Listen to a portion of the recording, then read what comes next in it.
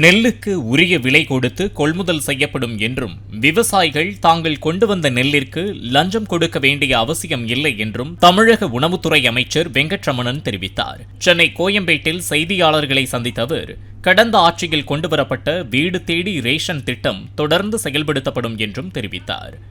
வீடு தேடி ரேஷன் திட்டத்தை இன்னும் விரிவடைப்பதற்கான வாய்ப்புகள் இருக்குதா? கண்டிப்பா உண்டு.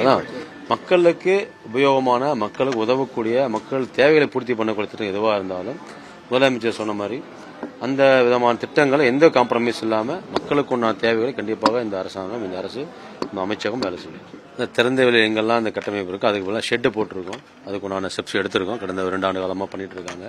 பல காலங்களில் இந்த அரிசி மூட்டைகள் வாங்கும்போது 40 ரூபா இருந்தது. அப்புறம் 10 ரூபா, போன வருடம் கேட்கும் 10 ரூபா வந்ததா கேள்விப்பட்டேன்.